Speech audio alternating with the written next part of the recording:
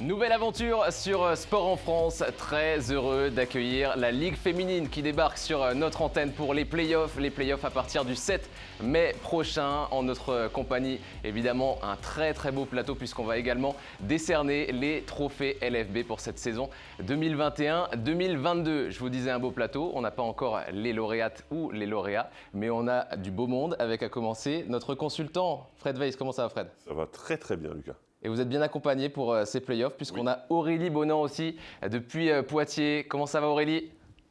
Très bien, merci. Excitée de faire partie de l'équipe avec Fred en tant que consultante? Ouais, forcément, ça va être une aventure sympa. Et avec nous également en plateau, on a la directrice générale de la LFB. Comment ça va, Yannick? Yannick Souvré. Merci. En forme? Impeccable. Vous représentez la Ligue féminine avec la présidente également, Carole Force, est avec nous. Il y a du beau monde. Comment ça va, Carole? Ça va très bien, bonjour à tous. Un très joli plateau et également des cadeaux à la clé puisque j'ai un ballon avec toutes les capitaines qui l'ont signé, le ballon qui sera à gagner sur Twitter. Rendez-vous sur Twitter, vous suivez la page de la Ligue féminine et la page de Sport en France pour le gagner. On va commencer, Fred, Yannick, Carole et Aurélie, pour dévoiler ces trophées LFB qui nous attendent. On va d'abord commencer avec le 5 majeur, les meilleures joueuses qui sont les 5 retenues, les 5 lauréates. On découvre ça tout de suite.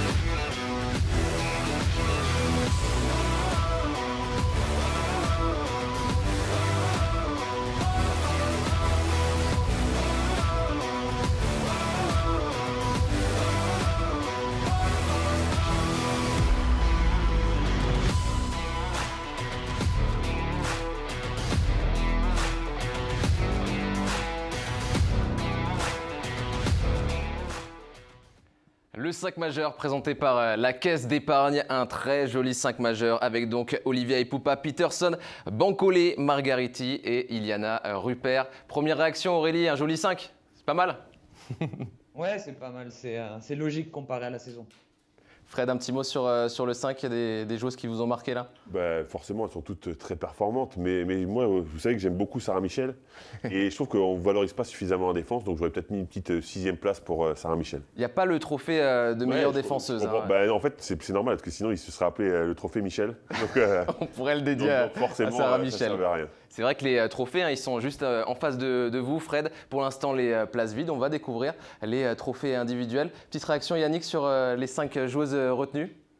Non, c'est vrai que c'est assez représentatif de la saison. Je trouve que c'est vraiment intéressant.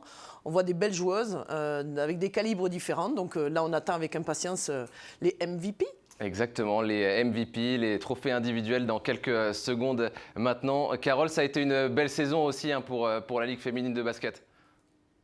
Oui, clairement, une très belle saison qui n'est pas encore terminée puisqu'on va attaquer la phase des playoffs. Ouais, les playoffs qui approchent à partir du 7 mai prochain. Effectivement, on va découvrir dans quelques secondes maintenant qui est la meilleure jeune de cette saison 2021-2022. Le trophée est juste à ma droite et maintenant on va découvrir désormais qui est l'heureux élu.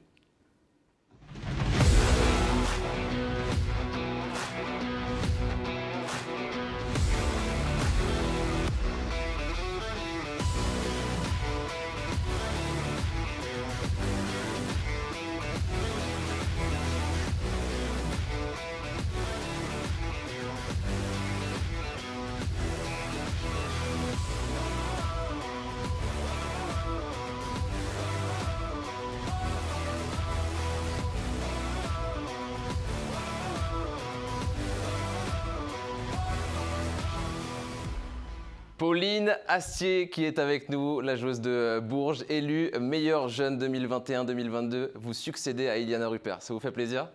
Sûr, hyper plaisir. Vous avez fait une très belle saison, Pauline. Vous êtes heureuse de ce que vous avez produit? Bah oui, heureuse. Puis un titre comme ça, ça encourage surtout pour la suite. Donc ouais, très contente et voilà. Un commentaire, Fred, vous l'avez vu à l'œuvre, notamment en finale de l'Eurocup. Moi, j'ai 2 questions. La première, est-ce que ça ne te dérange pas qu'on t'appelle Popo? Parce que moi, je ne supporte pas. Popo Quand tu time. t'appelles Popo Time, je suis complètement fou. Non, c'est vrai que les filles m'appellent plus Pops. Donc ça dépend, mais là, ça va. J'accepte. Et moi, ce qui me surprend vraiment quand Alex Duché s'est blessé, en fait, pour revenir un peu plus sérieux, quand vrai. Alex Duché s'est blessé, t'es rentré comme ça, tranquille, comme si de rien n'était. Et ça, je trouve ça impressionnant de maturité. Tu te rends compte de ça? C'est le travail au quotidien avec ton coach qui t'aide à ça? Ouais, et puis aussi les filles, je sais que par exemple Lily, à la mi-temps, en direct, elle m'a dit bon Pauline, ça va être un peu ton moment. Et il fallait que je sois prête et j'ai essayé de faire au mieux. Et voilà, on a eu la coupe. Donc, On a eu le Popo Time, donc c'est bon. c'est ça. Aurélie, un petit mot pour Popo Time, qui vient d'être élue meilleure jeune de la saison. Ouais, bravo à elle, je pense que c'est mérité. En plus, elle a les plus belles origines de la Terre parce qu'elle vient du Sud-Ouest. Donc ça, c'est top. Et j'ai eu la chance de jouer avec sa mère, moi. J'ai voulu la recruter il y a 2 ans, mais Olivier n'a jamais voulu me la lâcher. Mais bon, C'est vrai, elle est très bien. C'est vrai que Pauline, vous êtes originaire de Tarbes. Vous arrivez au centre de formation en 2016 à Bourges. Ça remonte, mais les échelons ont été gravis assez rapidement finalement. Ouais, assez rapidement, mais je pense que j'en ai pas non plus. Enfin, ça a été bien. J'ai pas brûlé d'étapes, je pense aussi, donc c'est ça qui est bien. Et voilà, là, on continue d'avancer, on verra la suite. C'est quoi le rêve, Pauline, le rêve ultime? Le rêve, être en équipe de France A, faire les JO, tout ça, mais pour l'instant, je prends mon temps. J'ai d'abord les équipes de France jeunes encore cet été, et après, on verra. Vous connaissez bien Pauline aussi, Yannick. Vous échangez tout à l'heure sur des souvenirs d'antan. Il n'y a pas si longtemps non plus. Si, il y a très très longtemps. Moi, j'ai joué contre sa maman, je lui ai expliqué qu'il ne lui ressemble pas du tout, parce que c'était une gauchère plus petite, qui était hyper combattante. Elle, c'est une grande meneuse de jeu avec des grands segments. Moi, je la suis bien évidemment, parce que c'est la fille d'eux. Et puis, je la suis parce que quand elle est arrivée à Bourges, elle a porté un numéro qui est à mes yeux mythique, le numéro 8, maintenant qui est accroché. Elle a le 18, mais oui, je la suis. Puis, je pense qu'elle a une très belle carrière devant elle. Et c'est bien d'avoir la tête froide comme ça. Elle a raison. Maintenant, quand la possibilité là, il faut le faire. C'est ce qu'elle a fait très bien, effectivement, en relais d'Alex Duché. Et puis je pense qu'elle est au début de sa carrière, mais il ne faut pas avoir froid aux yeux. Moi, j'ai pas eu froid et ça m'a porté, donc je lui souhaite le meilleur. Dans un club que vous connaissez très bien, Bourges. Ouais. Bien sûr. Dans une phase compliquée, quand on est blessé, c'est jamais facile, donc on lui passe le coup. Elle est au contact avec le groupe encore, Oui, bien sûr, Alex? dès qu'on peut, même avant Bercy, on l'avait appelée. Enfin, dès qu'on peut, on lui envoie des messages, on l'appelle, ça nous fait toujours plaisir. Et elle aussi, je pense, donc c'est important. Parlez-nous de cette équipe de Bourges. C'est une équipe mythique, évidemment. La pression aussi de jouer dans un club comme ça ou pas? Ouais, bien sûr, la pression, parce qu'on doit gagner les matchs et tout ça, mais c'est vrai que quand on a le groupe qu'on a, justement, la pression, elle est un peu moins présente parce qu'on est consciente de nos qualités, de notre groupe qui est... il y a beaucoup de monde, quoi. On peut se reposer sur tout le monde et c'est ça qui fait notre force, je pense, aujourd'hui et pourquoi on gagne les matchs. Donc, ouais, non, c'est une chance. C'est quoi la suite, Pauline, pour là, les quelques mois prochains à venir? Là, il y a les quarts de finale qui approchent, donc déjà, on va se préparer pour ça et on espère un titre, mais il y a beaucoup d'étapes encore avant. Et voilà, on verra. L'équipe de France U20, c'est prévu ou pas? Ouais, cet été? Ouais, cet été, début juillet, donc ça aussi, on se prépare au mieux pour ça. Mais bon, d'abord, il y a Bourges et après l'équipe de France. Le premier trophée pour vous, vous héritez de la meilleure jeune de la saison. Vous héritez et vous succédez à Iliana Rupert. Sur votre droite, il y a un autre trophée, un peu plus grand, un peu plus épais. C'est celui du meilleur coach de la saison. On va découvrir dans quelques secondes sur cette vidéo qui est le ou la meilleure coach de l'année.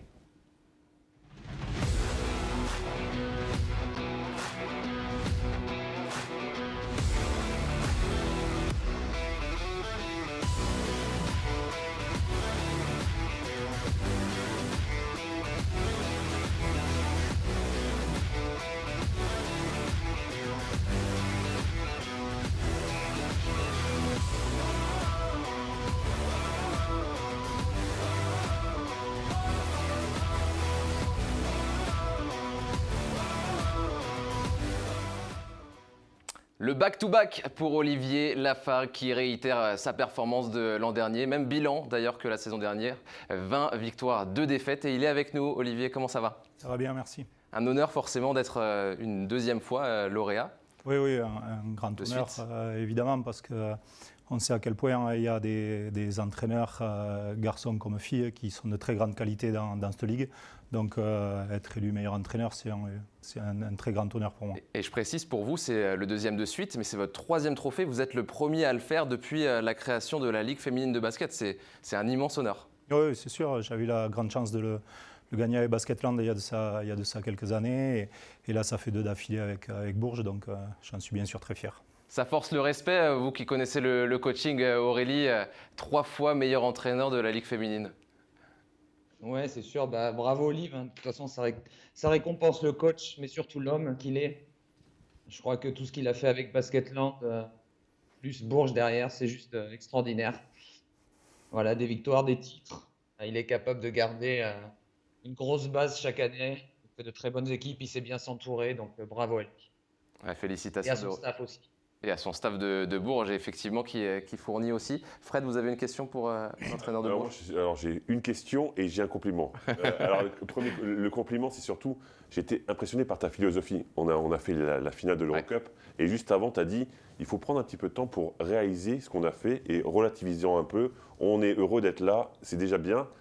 Ce qui n'empêche pas d'avoir une grosse motivation pour gagner. Après, la preuve, vous l'avez montré. Mais moi j'adore cette façon de penser, parce qu'effectivement, on joue au basket. C'est pour ça qu'on dit on joue. Hein. Et donc j'ai beaucoup aimé. Et après, je me dis, quand on est le meilleur comme ça, on n'a pas envie de partir à un moment. Bourges, c'est quand même quelque chose d'absolument mythique. Moi, j'ai la chance de pouvoir travailler non seulement avec un staff de grande qualité et dans lequel on essaie toujours de progresser et d'avancer. J'ai aussi la chance surtout d'avoir des jeunes joueuses ou des joueuses expérimentées qui sont là et qui continuent à me faire avancer aussi et que j'essaie de faire avancer. Donc, l'étranger, c'est pas quelque chose qui t'attire forcément? Bien sûr, mais je veux dire, les choses, elles viendront quand elles viendront, quoi. Il ne faut pas forcer les choses. Moi, je suis très très heureux à Bourges. On fait du bon travail, on continue à essayer de produire du bon basket. Et c'est d'abord pour ça que j'aime ce métier d'entraîneur, c'est pour essayer de produire du beau jeu. Après, si tu peux gagner des titres, c'est génial, mais c'est produire du beau jeu. Et puis après, on verra ce que l'avenir nous réserve. On ne sait jamais, on verra ce qu'il en est. Ne te méprends pas, hein. Moi je veux que tu restes. Hein. Le message est clair. Et que quand j'y arrive, après, non, moi je veux que tu restes. Après, j'ai une dernière toute petite question. L'équipe de France, tu y as goûté? En tant qu'assistant. C'est le meilleur? Tu vois où je veux en venir? Ouais, mais après, ça, c'est C'est quelque chose qui pourrait t'intéresser en soi? Oui, bien sûr que c'est quelque chose qui pourrait intéresser, mais après, ça fait partie des choses. Moi, j'ai eu la chance d'y être dans le staff de Valérie pendant 8 ans. J'ai vécu des choses qui sont absolument extraordinaires. Là, il y a un autre cycle qui s'est ouvert. Voilà, moi, je vais pouvoir faire des choses que je n'ai pas pu faire les autres étés. Et puis, bien sûr que c'est un objectif, mais à moi de continuer de grandir, de continuer encore d'essayer d'être meilleur. Et puis, on verra si l'opportunité arrive et on verra ce qu'il en est. Olivier, vous faites une saison encore à 20 victoires, 2 défaites. C'est une saison exceptionnelle. Vous avez le sentiment d'avoir une meilleure équipe que l'an dernier, puisque, on le rappelle, vous n'êtes pas championne à la fin. Ça peut jouer cette année? C'est toujours pareil. Est-ce que c'est parce qu'on n'est pas championne que derrière on n'a pas été bon? C'est toujours compliqué. Je pense qu'on a fait une très très belle saison l'année dernière. On tombe à la dernière seconde contre Montpellier en demi-finale. C'est des choses qui arrivent. Nous, il faut qu'on se concentre sur comment est-ce qu'on joue au basket. Voilà. J'ai la chance d'avoir un groupe avec lequel maintenant je travaille depuis quasiment 2 ans. Il y a donc Juste qui Champton et Andy Miem qui sont arrivés cette année. Donc c'est aussi plus facile parce que derrière on sait de quoi on parle, on sait de ce qu'on se dit. Donc voilà, c'est aussi plus facile pour développer du bon basket. Et l'objectif évidemment c'est maintenant d'aller soulever des trophées. Mais on soulève des trophées parce qu'on fait du bon boulot. Et donc concentrons-nous sur ce qu'on maîtrise, c'est-à-dire produire du bon basket, jouer juste. Et après, on peut espérer que ça va nous amener à des titres. En tout cas, les trophées sont bien là. Il y en a 2 pour votre équipe de Bourges. On va découvrir dans quelques secondes maintenant qui est la MVP de cette saison 2021-2022. Je vous propose de la découvrir dans une vidéo et elle nous rejoint juste après.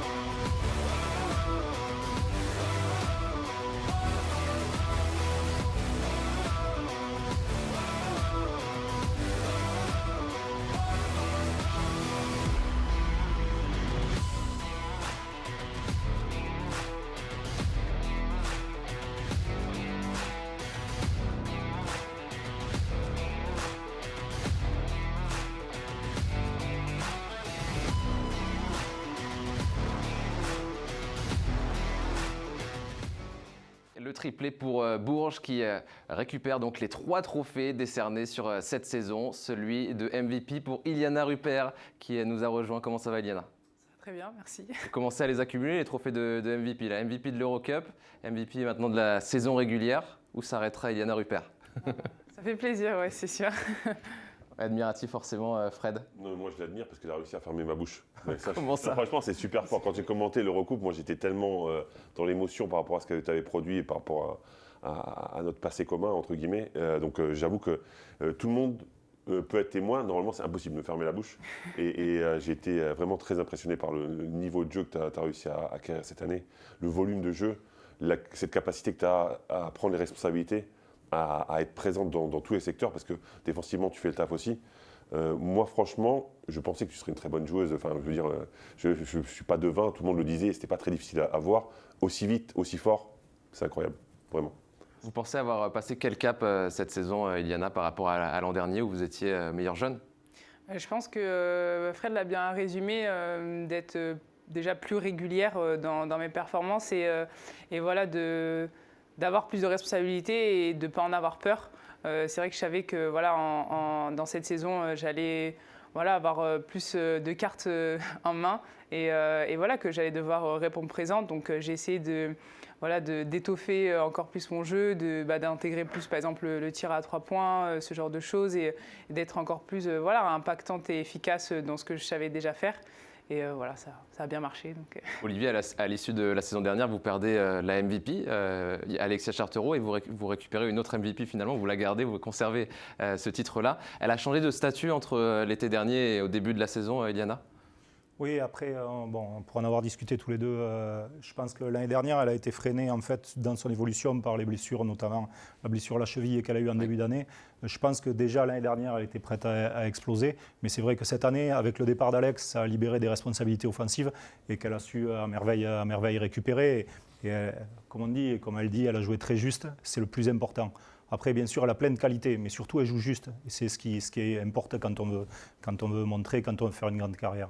Aurélie, le scoring aussi qui a été plus important pour Iliana cette saison. Oui, bien sûr, bravo Eli, vraiment c'est mérité. Pour la petite anecdote quand même, je vais m'excuser en direct auprès d'Ili parce que j'ai appelé Oli cette année, je lui ai dit j'ai un problème. Oli, elle fait que shooter à 3 points, je comprends pas Eli. Et il m'a dit attends, tu vas voir. Et le match d'après, je crois qu'elle fait 3 sur 4 ou 4 sur 5, donc mon mea culpa pour ça. Non, c'est très mérité. Je pense qu'effectivement, le départ d'Alexia lui a permis aussi d'avoir plus de responsabilités. Moi, ce que j'admire, c'est son intelligence de jeu. C'est hallucinant. Ses relations avec Sarah Michel, Alix Duché, Lodi Godin. C'est extraordinaire. Si peu d'aller en Ligue féminine, et j'ai l'impression qu'elle y est déjà depuis 10-15 ans. J'aurais pas voulu jouer maintenant pour défendre sur elle. C'est quoi la suite pour vous, Iliana, les ambitions après ces titres-là ? C'est forcément d'aller chercher le titre de championne de France avec Bourges. Là, on a l'écart contre Montpellier qui approche. Donc voilà, je pense qu'on a hâte. On attend toute la saison, on travaille dur pour ces moments-là. Donc voilà, on est impatiente et on a hâte de débuter. Félicitations en tout cas à vous trois, c'est un trophée, vous l'avez appris par vos familles, je crois, depuis le Prado. D'ailleurs, c'est Gaël Bro qu'on salue qui est en régie, qui nous a envoyé cette petite vidéo. Pour ceux qui ne l'ont pas vue, ça se passe maintenant. Coucou Pauline, c'est maman. Nous sommes bien rentrés à Tarbes après le beau match de Lyon. En fait, tes sœurs ont une surprise pour toi. Je crois que c'est Popo Time. Pauline, nous souhaitons t'annoncer que tu viens d'être désignée meilleure jeune de la Ligue féminine de basket. Bravo Pauline! Allez! Bravo!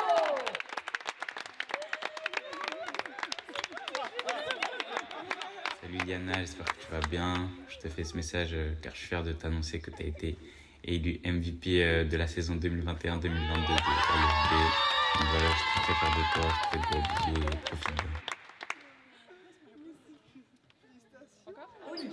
Je t'annonce que tu as été élu meilleur entraîneur de Ligue féminine pour la saison 2021-2022. Bravo et allez tango!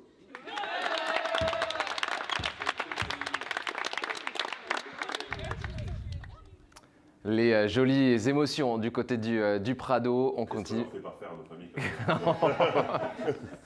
Un beau petit message en tout cas. On revient peut-être sur votre saison à vous trois. Olivier, peut-être pour commencer, on parlait de votre nombre de victoires, 20 victoires, 2 défaites. Et finalement, les premières défaites, et qui resteront les seules défaites de la saison, c'était au tout début de saison. Qu'est-ce qui a fait que vous êtes devenu un espèce de rouleau compresseur comme ça ? En fait, on a démarré la saison, on pensait que ça allait rouler parce que l'année dernière, on avait tout gagné, enfin, on gagnait beaucoup, etc. Et que donc, bon, on se connaissait et que ça allait. Sauf que les saisons, c'est jamais les mêmes et que les victoires viennent suite aux efforts. Et il fallait qu'on retombe qu'on reprenne tous les efforts qu'on a à faire, qu'on rejoue de la bonne manière et pas penser que ça allait venir de suite. Et je crois que dès lors qu'on a eu ce petit déclic, justement, après on a remis les choses dans l'ordre et c'est ce qui nous a permis justement de faire cette fin de saison incroyable. Pauline, on rappelle, vous avez perdu en demi-finale à la toute dernière seconde la saison dernière contre Montpellier. Comment le groupe s'est remobilisé et comment vous êtes revenu en début de saison ? Dans quel état d'esprit ? On avait un peu une revanche à prendre, on s'était dit ça. Après, on savait que la saison était encore longue et que les demi-finales ou les finales, ça allait pas se jouer tout de suite.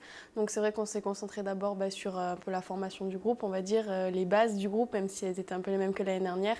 Et on a commencé à travailler, on s'est remobilisé et on s'est dit qu'on serait prête cette fois pour les matchs importants. Et donc voilà. Même chose, Iliana, ça s'est passé comme ça, dans la tête ? Ouais, c'est vrai que forcément, il y avait un peu ce côté amer, mais je pense qu'on l'a assez rapidement gommé et on ne voulait pas que ça empiète sur toute la saison et garder ça dans un coin de notre tête pour nous empêcher d'avancer. Je pense que Pauline, elle a bien résumé. On savait que notre force, c'était vraiment la base de notre groupe qui n'avait pas beaucoup changé. Il fallait qu'on l'utilise au maximum. Et voilà, on a beaucoup travaillé, on a bien travaillé pour essayer de jouer le plus juste possible. Et je pense que c'est en tout cas l'une de nos qualités premières, c'est qu'on arrive bien à se trouver et garder ça encore jusqu'à la fin de la saison. On se projette sur les playoffs qui arrivent. On l'a dit avec Fred, cette blessure d'Alix Duchet qui est arrivée en finale de l'Eurocup. À quel point ça peut être pénalisant pour la suite pour vous là ? On sait qu'avec Alix, on avait une des meilleures meneuses de jeu du championnat, quelqu'un qui, en complément de Pauline et de Hélène, a apporté d'autres qualités, notamment des qualités de vitesse. Et on sait que c'est quelque chose que du coup on n'aura pas.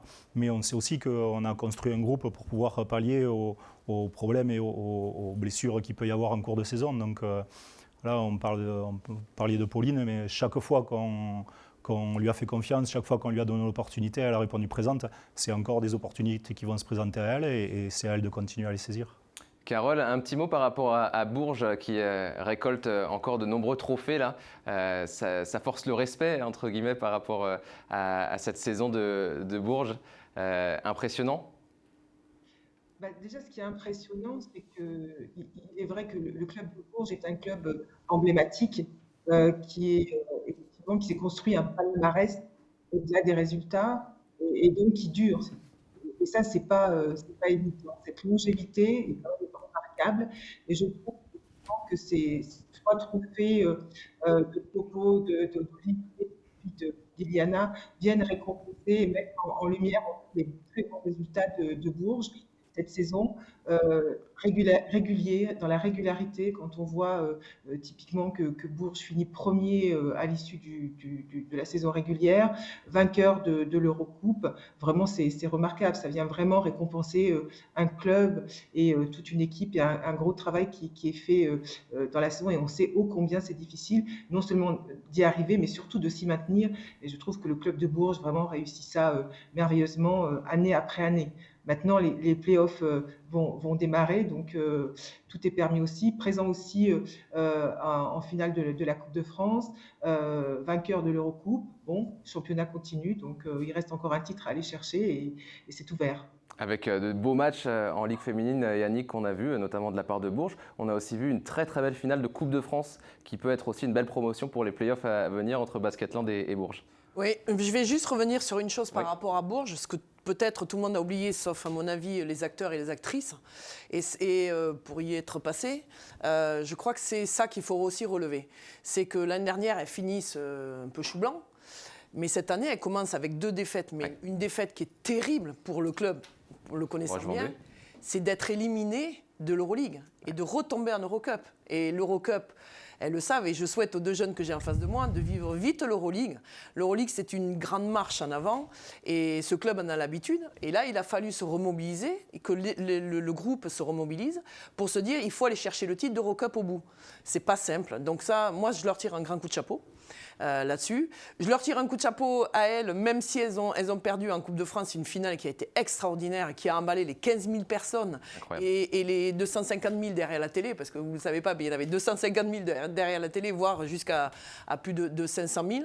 Une double prolongation. Hein. Double prolongation. Voilà, c'est vraiment, ça a été une vitrine pour le basket féminin avec Carole, je sais qu'Aurélie aussi, et Fred, bien évidemment, en pousse pour ça. Mais là, franchement, c'était un cadeau phénoménal. Alors, c'est vrai qu'elles ont perdu, j'en suis désolée pour elles.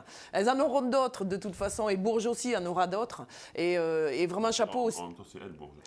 Et chapeau, oui, et Bourges, oui, mais peut-être que la vie sera, elles seront peut-être pas 10 ans comme moi dans le même club, mais on a négocié déjà avec voilà. Olivier, elle reste. Elle reste, c'est ça, oui, c'est ça. Mais et Basketland a été un adversaire fabuleux, donc voilà, on sait qu'on a une ligue féminine hyper disputée. Ils sont très sérieux, ils savent très bien que les playoffs c'est pas gagné, c'est pas au bout, ils pensent pas à la finale. Elle l'a dit Pauline avec beaucoup de maturité, chaque chose en son temps.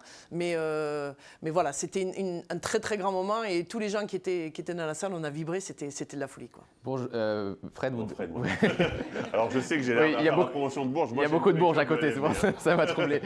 Fred, vous diriez que Bourges fait partie des favorites là pour la victoire finale, avec cette victoire en Eurocup, ou Basketland aussi? Non, mais évidemment, quand on fait une saison aussi complète avec 20 victoires en 22 matchs, à un moment, si tu ne fais pas figure de favori, tu ne le fais jamais. Mais en même temps, je pense que le premier tirage, il n'est pas super simple. Tomber contre Latte Montpellier pour commencer avec Valérie Demory en face. Moi, j'aime beaucoup comme coach. Je trouve qu'il fait des ajustements défensifs hyper intéressants. Donc, c'est pas cadeau. Et on le sait, elle est dans cette ligue féminine et que tout est remis à plat quand c'est les playoffs. Donc c'est pas cadeau, mais favorite, oui, bien sûr. Vous serez revancharde, Iliana, contre Montpellier au premier tour?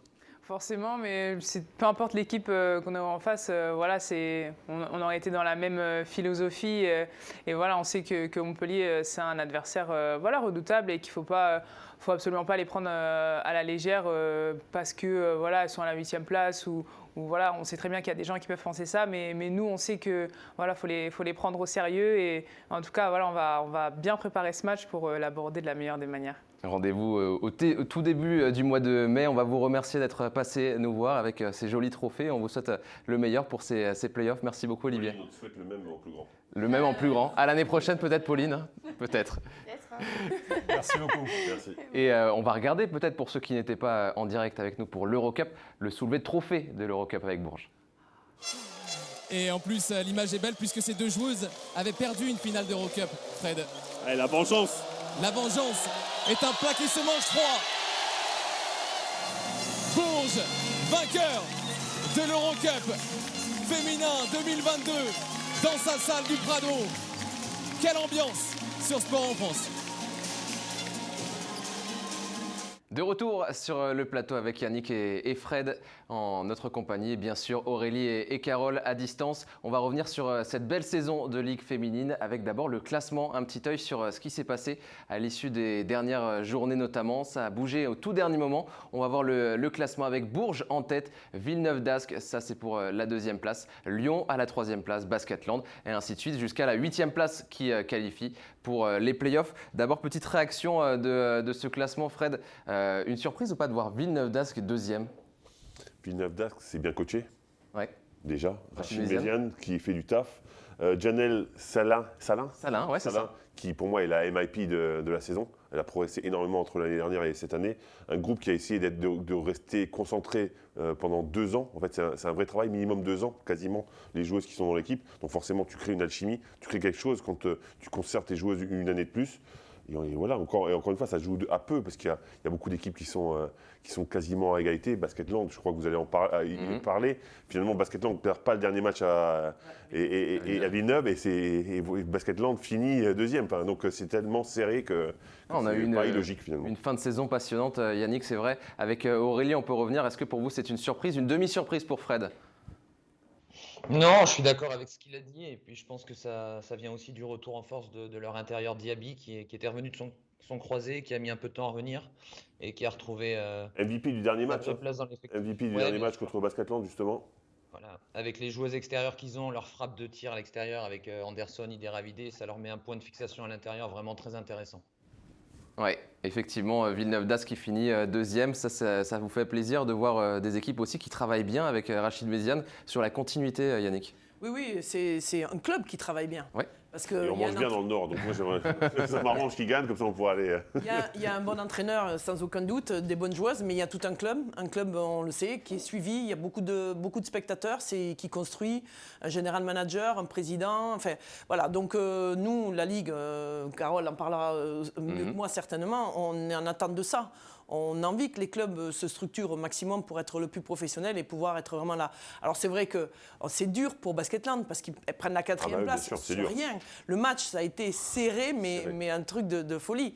Mais c'est ça aussi qu'on aime dans le basket. Mais toi, justement, qui adore la LFB, qui est bien impliqué dedans et la représente, quand tu vois qu'ils ont refait leur salle, que c'est vraiment chouette ce qu'ils ont proposé, que l'équipe de France a pu aller là-bas, je pense que ça te fait plaisir de voir ça aussi. C'est ça, c'est exactement ça. C'est-à-dire que je suis contente pour les joueuses et le coach, comme je l'ai dit, mais je suis très très contente pour les clubs qui bossent.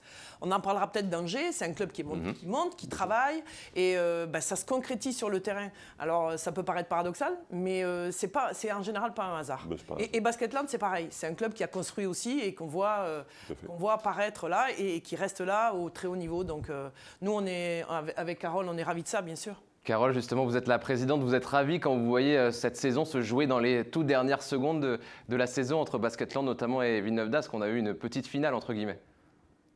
Écoutez, moi j'adore ça en effet parce que on se régale tout simplement et c'est vrai qu'avec Yannick, la vision que nous avons de la Ligue féminine, c'est vraiment d'accompagner la structuration des clubs, d'avoir des clubs qui sont solides, qui ont de l'ambition et d'amener en fait d'élever vraiment le niveau de jeu. Et donc on ne peut que se régaler quand on voit un championnat qui effectivement est indécis, que les matchs ne sont pas entre guillemets gagnés d'avance, que ça se joue vraiment sur le terrain. Quand on voit, enfin je ne vais pas revenir sur la finale de Coupe de France, mais après 2 prolongations, vraiment on s'est régalé aussi. La finale de l'Eurocoupe à Bourges, on a eu la chance d'avoir sur le territoire français un niveau de jeu quand même relativement exceptionnel. Et voilà, on se régale quand c'est comme ça. Et finalement, on travaille aussi pour ça, nous dans l'ombre. Et si on peut amener notre petite part, notre petite pierre à cet édifice, et ben voilà, on bosse dans cet esprit-là.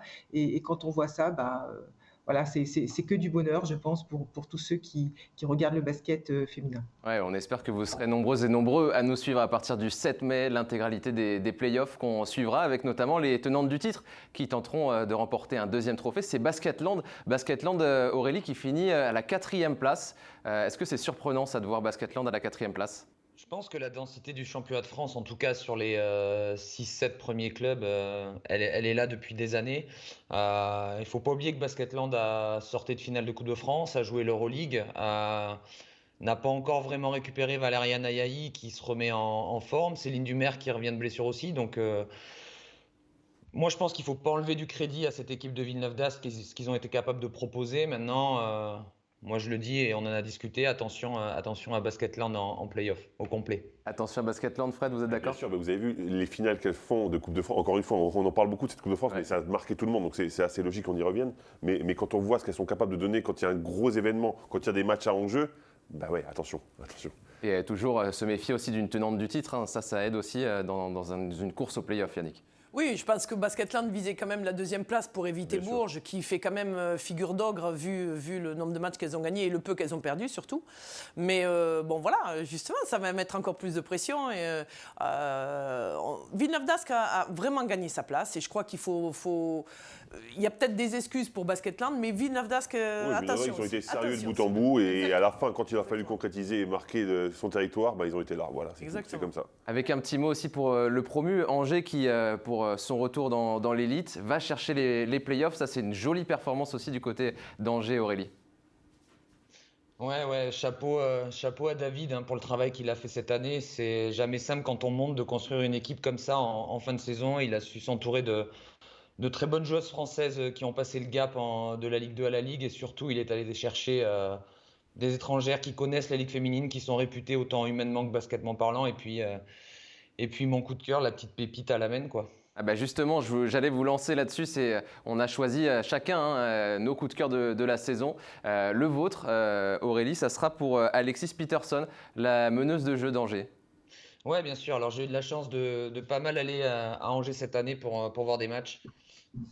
Alors, je dis toujours qu'une étrangère dans un grand club, c'est pas simple, mais être une étrangère dans un club qui termine 7e du championnat, c'est juste extraordinaire ce qu'elle a fait. Elle a été présente des deux côtés du terrain, un vrai leadership. Je l'ai vu dans des temps faibles de son équipe, remobiliser, être un vrai leader, aller faire la différence. Quand on voit, je crois qu'elle est à quasiment 17 points de moyenne et 6 ou 7 passes décisives. Elle a été juste hallucinante et elle a pallié les blessures, notamment de certaines de ses coéquipières aussi de temps en temps. Donc voilà. Ouais, Et chapeau à elle et chapeau à David d'avoir trouvé cette pépite pour la Ligue féminine. Ouais, David Gauthier qui était allé la chercher, cette américaine qui avait notamment joué à Seattle avec Sue Bird et qui a réalisé une grosse saison. Les points 17 de moyenne, 5,5 passes, 2 interceptions, ça aussi, ça force le respect. Mais surtout qu'on a entendu qu'elle devrait rester en plus à Oui, Angers. Et ça, oui. ça c'est une très bonne nouvelle pour Elle David vient de Gauthier, prolonger. encore une fois. Donc ça, c'est quand même une très bonne nouvelle. Dans la continuité. Fred, vous avez choisi comme coup de cœur de la saison les filles de, entre guillemets, Iliana Rupert et Marine Fotoux. Exactement. Alors, Iliana Rupert, on n'a plus besoin d'en parler, on en a parlé tout à l'heure. On a eu un peu peur pour Marine Fotoux quand elle est allée à Lasvel, parce qu'on avait l'impression qu'elle s'était un petit peu perdue, que c'était un peu plus compliqué, elle avait du mal à trouver du temps de jeu. Là, depuis qu'elle est arrivée à Basketland, elle s'éclate. Elle est à côté de Mep, elle est à côté de Céline Dumerc, donc c'est plutôt pas mal comme expérience et comme gentillesse et comme appréhension du jeu. Elle a quasiment doublé ses stats, donc Julie Barrel lui fait confiance. Elle joue bien, elle s'éclate, son équipe. Alors oui, encore une fois, on pourrait dire qu'ils ont terminé que 4e, mais c'est pas si mal que ça. Elles ont gagné la Coupe de France. Enfin voilà, plutôt pas mal. Ouais, la belle génération 2001, on était avec Iliana. Et l'axe 1-5, il ne faut pas oublier, l'axe 1-5, l'axe le plus important du basket. Tous les postes 3, 4, 2, ils peuvent dire ce qu'ils veulent, mais l'axe important du basket, c'est le axe 1-5. Marine Fotoux, Iliana Rupert, c'est tout. Ouais, MVP de l'Eurocup, Iliana Rupert, MVP chez les jeunes aussi en Euroleague pour Marine Fotoux. C'est une vraie belle génération qu'on a. Yannick. Oui, c'est des jeunes joueuses qui sont déjà partie prenante de l'équipe de France senior. C'est un bel avenir. Maintenant, moi, je dis juste attention. Elles ne sont pas arrivées, elles ont encore beaucoup de choses à apprendre. La dureté, et c'est vrai que si elles sont confrontées à l'Euroleague, elles vont être un peu secouées et elles apprendront encore plus vite. C'est très formateur et ça sera que bénéf pour David Gauthier en équipe de France, parce que je le rappelle, c'est l'assistant coach aussi de l'équipe de France.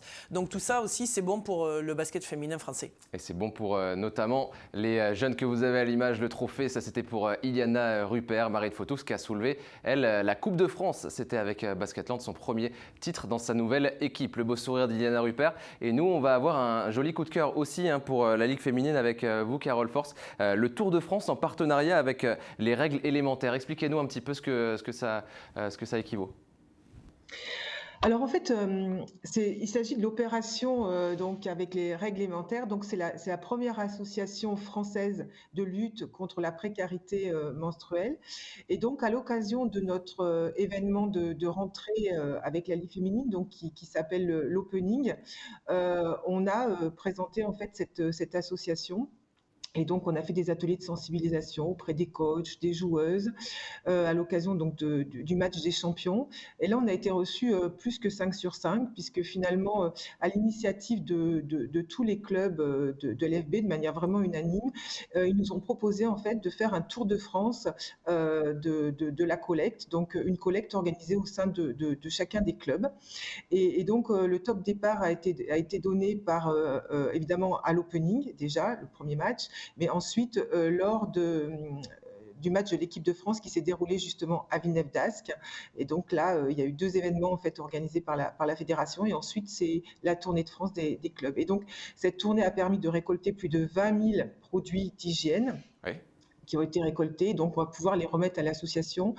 Et c'est vrai que qui de mieux que des joueuses de basket féminin, donc de sport féminin, qui sont toutes des ambassadrices, j'allais dire, pour porter ces valeurs-là, parce que c'est vrai que c'est très surprenant qu'en 2022, on découvre qu'il y a une précarité sur cette thématique-là. Et donc, c'est une vraie réalité, c'est une vraie problématique. Et donc, on ne peut que se réjouir de la manière dont les clubs ont joué le jeu et dont la manière également les filles se sont mobilisées. On l'a vu, cette belle carte de la France, Yannick, avec 14 collectes partout en France. Oui, sur l'initiative des clubs. Donc c'est vraiment dans ce sens-là qu'on travaille avec eux.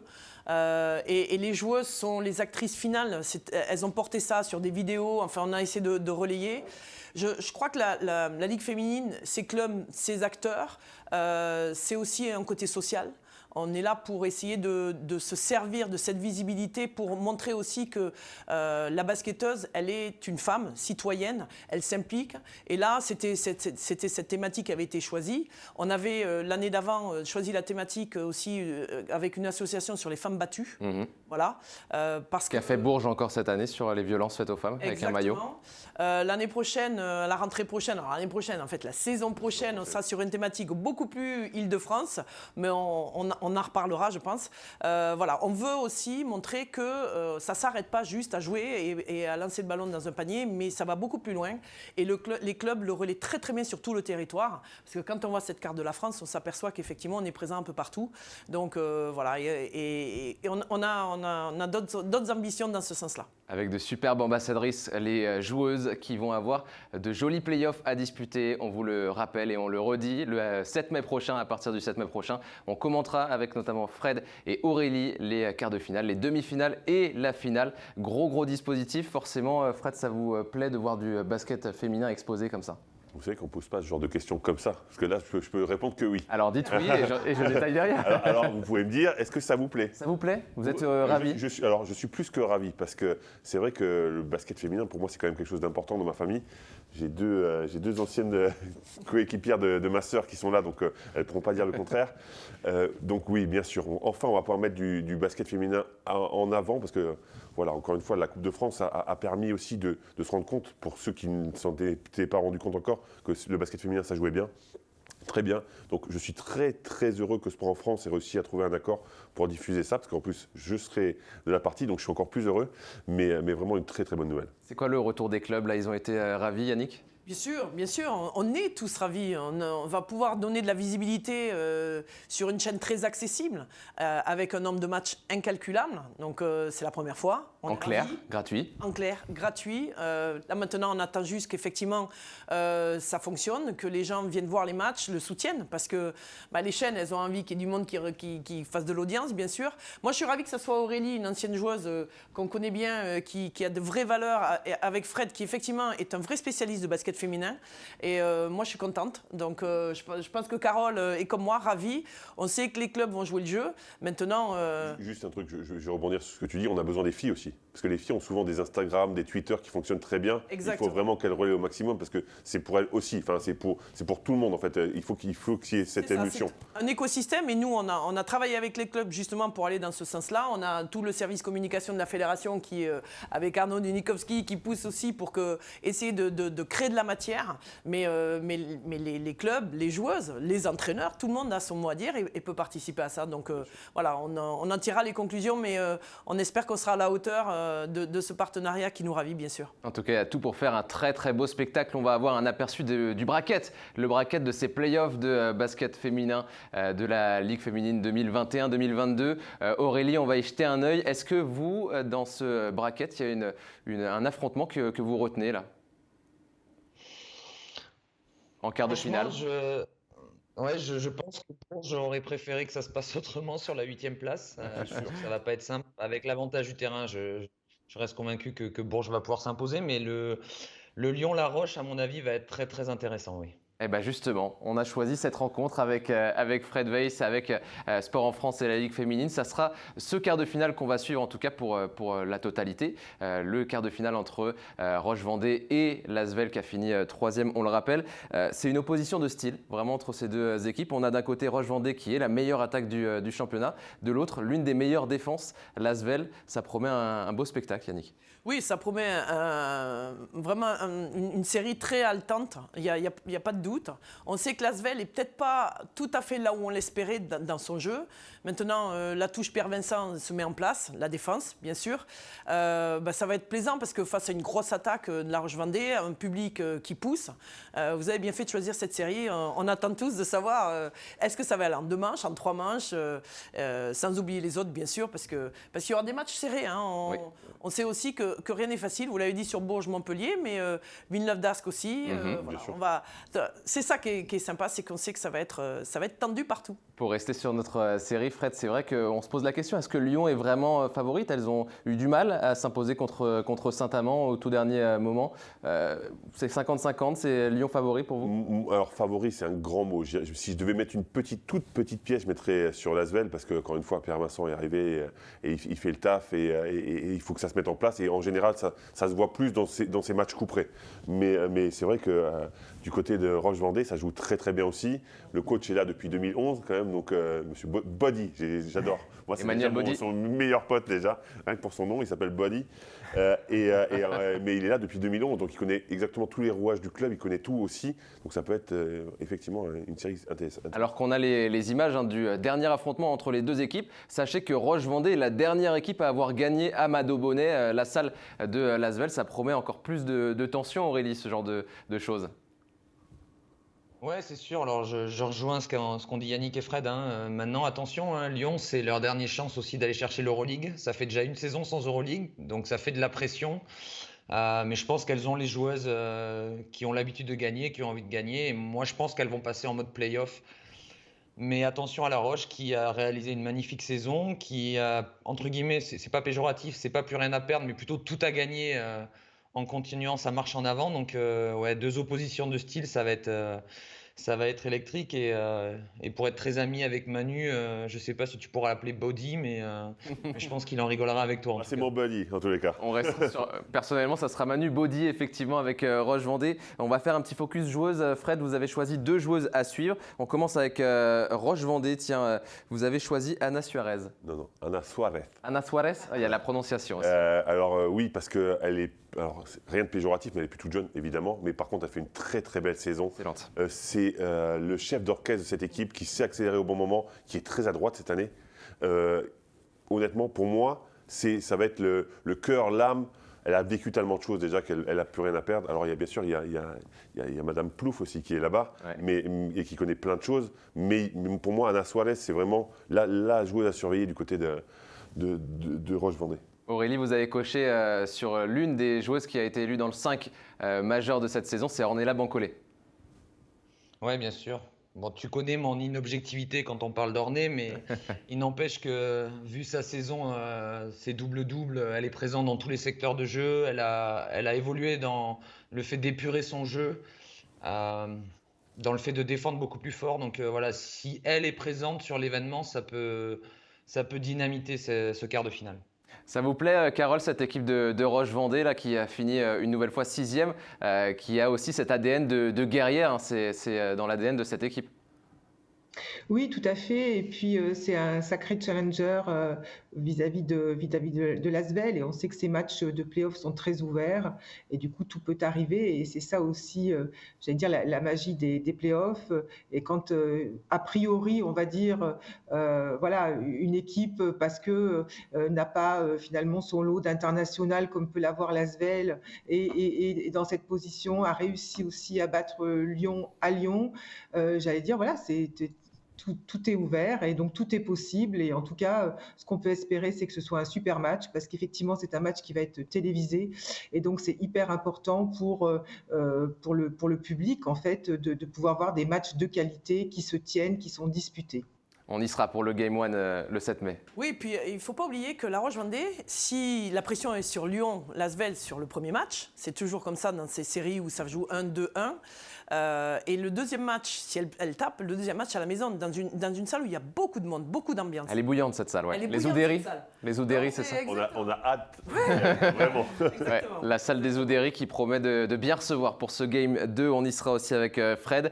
Pour l'équipe de l'Asvel, attention, il y a beaucoup de stars dans cette équipe. Ça peut être très intéressant aussi pour cette série. On a relevé du côté d'Aurélie, Kayla Alexander à l'intérieur.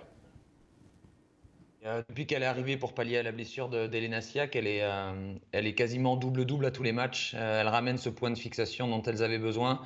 Je pense qu'elle commence à trouver ses automatismes avec une Alexia notamment sur la relation 4-5. Donc voilà, pour moi, si elle est performante sur toute la série et sur la durée des playoffs, on peut avoir un grand Asvel. Alexia Chartereau qui joue avec Kaela Alexander, c'est la raquette intérieure qui vous plaît forcément, Fred. Moi ça m'a plu, mais j'ai pris l'autre partie de la raquette, moi j'ai pris Alexia Chartereau, parce que moi déjà je suis un énorme fan d'Alexia Chartereau, parce que je trouve qu'elle est vraiment capable de faire plein de choses, d'écarter le jeu, de jouer dur, d'aller prendre des rebonds. Rappelez-vous quand même que c'est la MVP en titre, quand même, avec 15 points, 6,4 rebonds son année de MVP, un petit peu en baisse cette année, encore une fois, elle connaît le mode playoff, donc elle va se mettre en mode playoff. Attention Alexia Chartereau. Je vais parler à une ancienne joueuse, un autre secteur qui vous va peut-être aussi à la création, Yannick. Il y a un duo qui ne laisse pas indifférent du côté de l'Asvel, Marine Johannes et Julie Allemand pour la création de l'Asvel. Oui, c'est vrai que Julie Allemand, moi je suis très très fan, surtout quand elle ne joue pas avec la Belgique. C'est vrai qu'on la préfère quand elle n'est pas... Voilà, c'est ça. Donc c'est vrai que pour l'instant, on sait qu'elle a eu quelques difficultés cette année. C'est une joueuse de grand talent, peut-être un peu moins bien qu'elle a pu l'être. Mais encore une fois, c'est là où on voit les grandes joueuses, c'est dans les moments importants, donc à suivre de très près. Cette joueuse qui avait été titrée la dernière fois avec l'Asvel, c'était en 2019. Elle a fait un passage à Montpellier. Elle est revenue dans cette équipe de Lyon. Donc on surveillera ce face-à-face, notamment dans la raquette pour Fred et Aurélie. Je vous propose, pour finir cette émission, toujours le même principe, les braquettes. On finit avec les braquettes. Vous allez composer vos braquettes pendant que je regarde toujours le ballon qui a gagné sur le Twitter de Sport en France et de la Ligue féminine. On va regarder le bracket d'Aurélie. Ils se sont mouillés. Elle s'est mouillée aussi, Aurélie, pour donner son pronostic pour cette saison. Aurélie, ça n'a pas été simple, je crois. Non, elle s'est mouillée. Elle va avoir des problèmes avec ses potes surtout. Non, c'était difficile, mais je vais essayer d'argumenter vite fait. Okay. Je suis parti sur une finale Basketland de Lyon. Alors d'abord, parce que je pense. Ah, tu veux parler des demi? On va faire dans le sens classique, Aurélie. D'abord les demi-finales. Expliquez-nous pourquoi. Alors, j'ai choisi donc Bourges Basketland en demi-finale. Okay. Parce que je pense que Bourges, avec l'avantage du terrain, a retrouvé un petit peu de fraîcheur après la finale de la Coupe de France. En ce qui concerne Basketland, encore une fois, je pense que le retour de Céline Dumerc et de Valériane Ayayi au premier plan va les aider. Voilà, donc je pense que ça défend plus fort. J'ai eu l'impression qu'à Charleville, il y avait des blessés sur le dernier match, donc à voir avec Romuald Diarno s'il récupère ses joueuses ou pas pour ce quart de finale. Mais en tout cas, je vois plus Basketland de ce côté-là. Ok, de l'autre côté, donc ça sera une demi-finale Villeneuve-d'Ascq-Asvel. C'est ça, Aurélie? Ouais, c'est ça. Donc Villeneuve-d'Ascq, de par ce qu'ils nous montrent depuis le début de la saison. Je sais qu'Angers a aussi déjà réalisé une énorme saison, va être un peu plus en décompression parce qu'ils ont quand même Jasmine Bailey de blessée qui ne terminera pas la saison. Donc je pense que ça change quand même beaucoup de choses dans la physionomie de l'équipe de David. Et pour le dernier, redis-moi, excuse-moi, j'ai perdu mon... Lyon. Oui, exactement, Lyon. D'ailleurs, Fred, vous avez choisi les mêmes demi-finales. Vous êtes en demi-finale, on est complètement d'accord. Vous êtes d'accord sur ça, Fred? On est d'accord, mais encore une fois, je dis qu'il y a des matchs qui seront peut-être beaucoup plus compliqués que ce qu'on imagine. Donc il fallait à un moment miser sur une équipe et on a choisi les favoris, je pense, mais c'est pas gagné. Et votre finale, Aurélie, du coup? Alors, en finale, j'ai mis Lyon Basketland. Ok. Alors, pourquoi parce que Lyon a battu 2 fois Villeneuve cette année. Je pense que c'est le genre d'équipe qui arrive à s'exprimer face à Villeneuve. Et en plus, je pense vraiment qu'elles vont se mettre en mode play-off. Et sur l'autre côté, alors là, j'avais un dilemme. Sincèrement, j'ai donné Basketland, mais je vais être la Suisse du Sud-Ouest avec mes 2 potes. Mais je pense que, encore une fois, attention au retour de Valériane Ayayi. Ça va faire 3 semaines de plus d'entraînement. Céline Dumerc, Valou, à chaque fois qu'elle passe dans un club, le club gagne. Donc, je parie sur Basketland et j'ai déjà mobilisé Julie Barène. Ça se passe bien. Son assistante qui ne va pas jouer contre sa coach principale, forcément des Pays-Bas. Fred, rapidement, la finale pour vous, puisque vous avez les mêmes demi? Alors moi, j'ai choisi Asvel, donc on est d'accord, Asvel féminin aussi. Ok, donc le bracket est là. Pour un peu les mêmes raisons, je pense que sur l'expérience, sur l'effectif, etc., même si ça sera une demi assez disputée à mon avis. Et par contre, pour moi, j'ai donné l'avantage à Bourges, par contre, du fait de l'avantage du terrain. En fait, tout simplement, parce que aller jouer à Bourges, franchement, c'est pas une sinécure. Donc le champion, la championne, Fred, vous avez choisi Bourges. Bourges, 3-1. 3-1, Moi, je peux m'avancer même. Le chiffre est eh ben, on y sera. On y sera pour vérifier tout ça. On va remercier Yannick d'être passé également. Merci beaucoup Yannick. Merci et puis on en tirera les conclusions et j'espère qu'elles seront belles, bien évidemment, comme cette saison. Quoi qu'il arrive, il y aura des belles championnes. Merci beaucoup Carole aussi d'être passée. Et à bientôt Aurélie du côté des terrains à partir des demi-finales. Hein. Ouais, avec grand plaisir, merci beaucoup. Aurélie, on s'appellera quand même pour que tu donnes de toi, ça marche? Et Fred, on se voit du côté de Lyon, ça sera pour le 7 mai prochain. Bonne fin de soirée à vous et on se revoit donc pour les playoffs de Ligue féminine sur Sport en France. Ciao.